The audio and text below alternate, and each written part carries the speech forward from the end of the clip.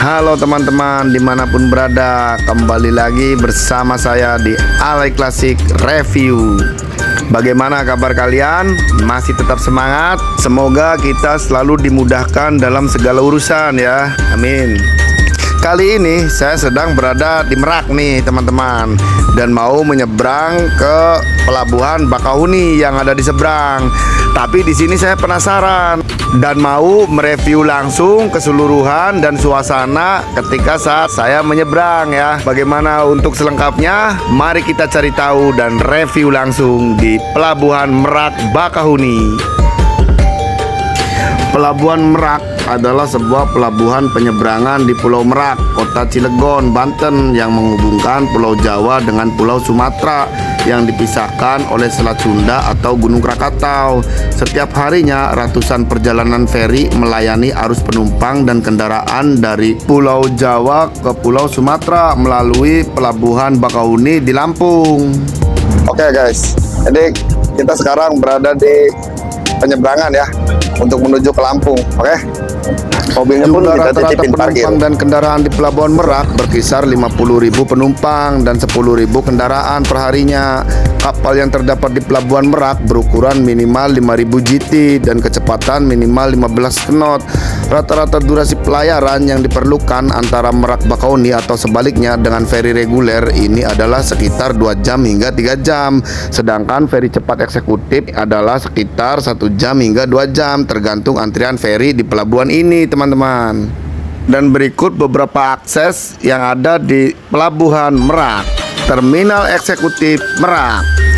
Terminal Eksekutif Merak atau Terminal Eksekutif Sosoro diresmikan oleh Presiden Joko Widodo dalam kunjungan kerjanya ke Lampung pada tanggal 8 Maret 2019. Kata Sosoro berasal dari nama bagian utama rumah adat suku Baduy untuk bersantai dan bermusyawarah. Terminal ini memiliki pintu masuk yang terletak di sebelah timur Terminal Terpadu Merak. Berbeda dengan terminal reguler, untuk membeli tiketnya, para penumpang yang berjalan kaki maupun menggunakan kendaraan bermotor harus turun sejenak memasuki bangunan terminal menuju lantai 2. Pembelian tiket tidak dapat dilakukan secara tunai, melainkan menggunakan uang elektronik. PT ASDP Indonesia Ferry kini meluncurkan pemesanan tiket secara daring melalui aplikasi Ferizi untuk mempermudah pembelian tiket dan mengantisipasi penumpukan penumpang di area parkir.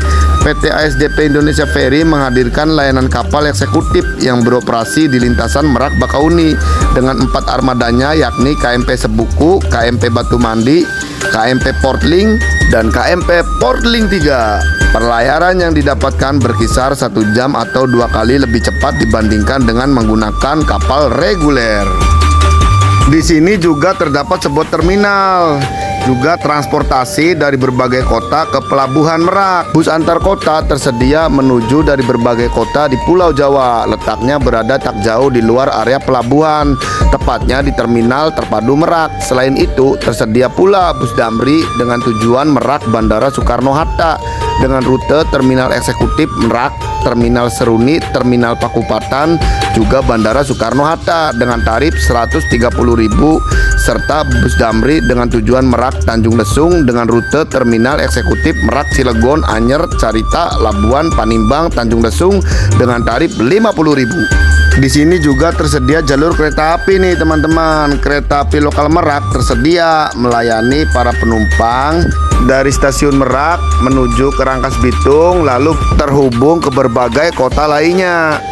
Pelabuhan Merak juga terkoneksi dengan jalan tol Trans Jawa dan jalan nasional rute 1 yang menghubungkan ujung barat Merak hingga ujung timur Banyuwangi, Pulau Jawa.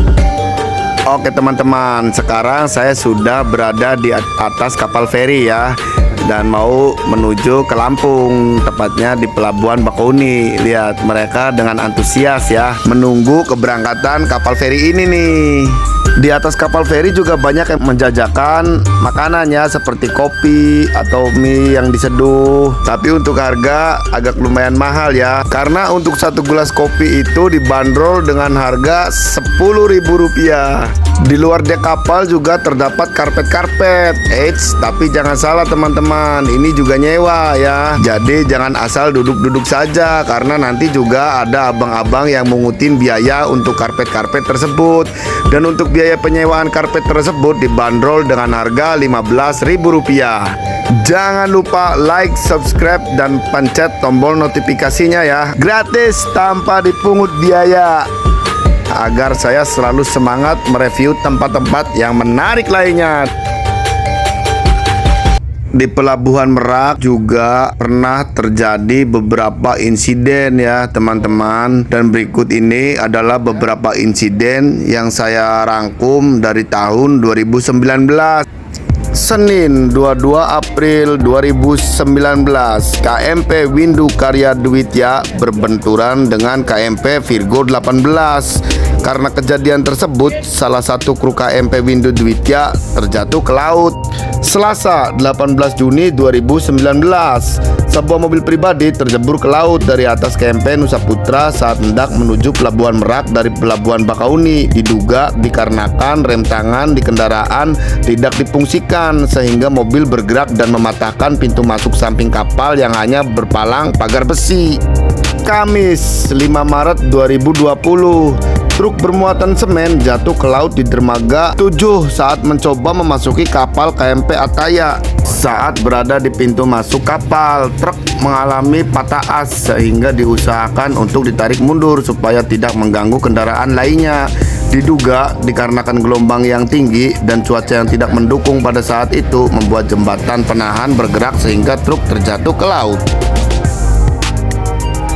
Selasa 23 Juni 2020, KMP Wira Berlian berbenturan dengan KMP Mustika Kencana di dermaga 2. Diduga hal tersebut diakibatkan arus laut dan angin yang cukup kencang.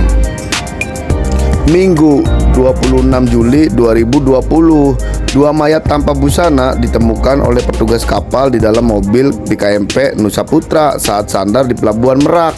Setelah dilakukan penyelidikan lebih lanjut, kedua mayat tersebut bukanlah suami istri. Setelah dilakukan otopsi, ditemukan bahwasanya kedua mayat sempat berhubungan intim sebelum meninggal yang diakibatkan keracunan karbon monoksida akibat mesin mobil yang sedang menyala.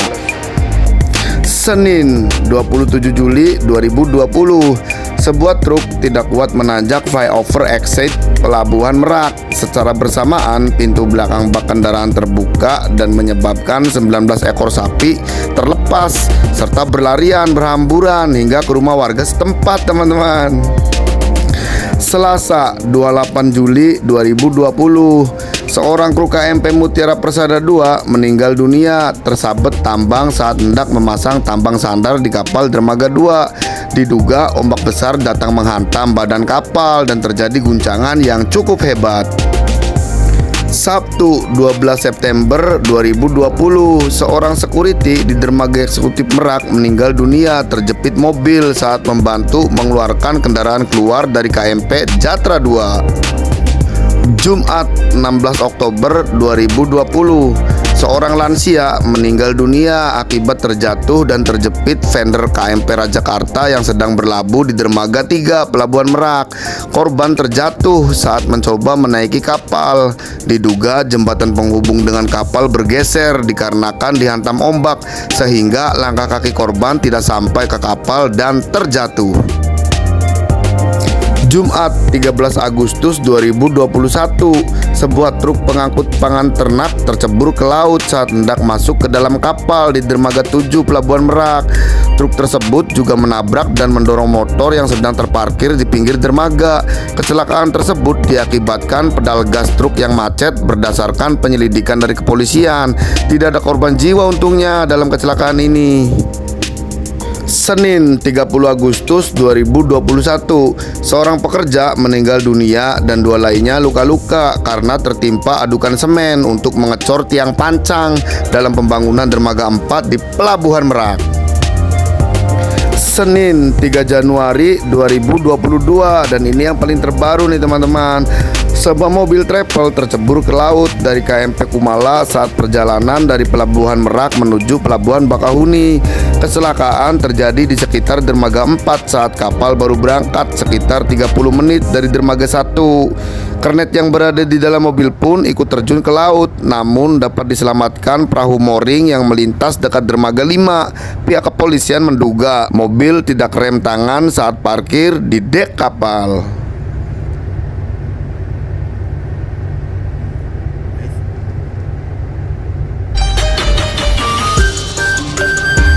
Tanpa terasa ya teman-teman, setelah melakukan 2 jam pelayaran, sekarang saya tiba di Pelabuhan Bakahuni. Dari Merak saya berangkat pada pukul jam 3 pagi dan sekarang tiba di Pelabuhan Bakahuni pukul setengah 6 pagi. Jadi 2 jam 30 menit selama perjalanan ya di laut.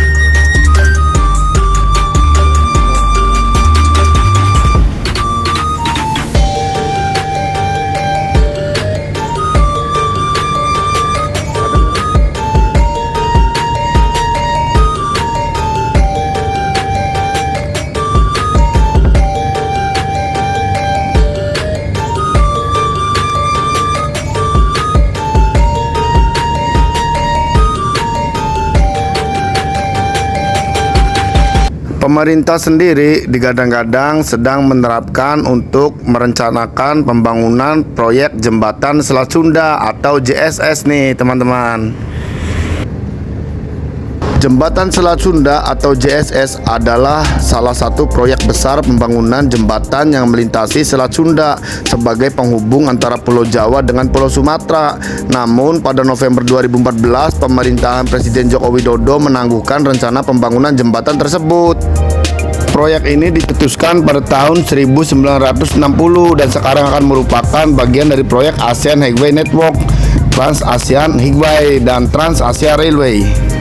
Dana proyek pembangunan jembatan Selat Sunda direncanakan berasal dari pembiayaan konsorsium, diperkirakan menelan biaya sekitar 10 miliar US dollar atau 100 triliun rupiah yang akan dipimpin oleh perusahaan PT Bangun Graha Sejahtera Mulia atau BSM. Menurut rencana, panjang JSS ini mencapai panjang keseluruhan 31 km dengan lebar 60 meter. Masing-masing sisi mempunyai 3 jalur untuk kendaraan roda 4 dan lajur ganda untuk kereta api. Akan mempunyai ketinggian maksimal 70 meter dari permukaan air. Dulu gagasan dari pembangunan jembatan ini berawal dari Profesor Sediatmo, guru besar di Institut Teknologi Bandung ITB pada tahun 1960. Disebut dengan nama Trinusa Bima Sakti yang berarti penghubung antara 3 pulau, yaitu Pulau Sumatera, Pulau Jawa, dan Pulau Bali. Kemudian pada tahun 1965 Insinyur Soekarno sebagai Presiden Republik Indonesia memerintahkan kepada ITB agar melakukan uji coba desain penghubung, di mana hasil dari percobaan tersebut berupa sebuah terowongan atau tunnel yang pada awal Juni 1989 terselesaikan dan diserahkan kepada Soeharto selaku Presiden RI pada saat itu.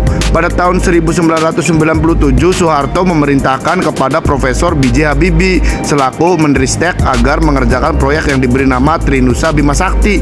Pada tahun 1990-an Profesor Wiratman Wangsadi Dinata dan Dr. Insinyur Jody Firmansyah melakukan pengkajian uji coba desain kembali terhadap perencanaan penghubungan antar Pulau Jawa dengan Pulau Sumatera. Pada hasil pengkajian menyatakan bahwa penghubung dengan melalui sebuah jembatan ternyata lebih layak bila dibandingkan dengan penghubung dengan melalui sebuah terowongan di bawah dasar laut.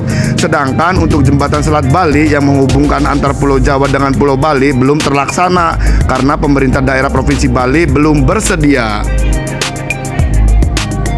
Nah, dan untuk prasudi kelayakan jembatan Selat Sunda sendiri ini telah diserahkan kepada Gubernur Banten dan Lampung, juga pemerintah pusat dalam suatu acara khusus bertempat di Hotel Borobudur di Jakarta pada tanggal 13 Agustus 2009. Selanjutnya, prastudi ini akan melibatkan 10 provinsi yang berada pada Pulau Sumatera. Dengan dilakukan revisi Peraturan Presiden Nomor 67 Tahun 2005, maka dibentuk kembali kelompok studi kelayakan atau feasibility study yang terdiri dari soal teknis, tata ruang, dan keekonomian serta sosial. Namun realisasi proyek jembatan Selat Sunda masih perlu waktu dikaji lagi hingga 1 sampai 10 tahun lagi.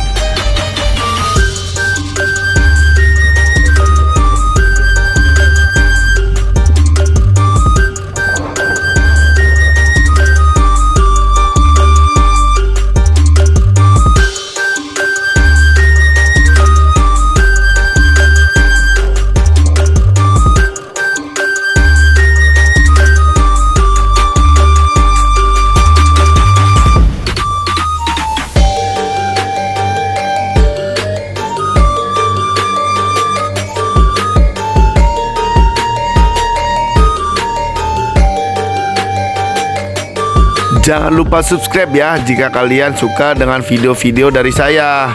Saksikan video yang menarik lainnya.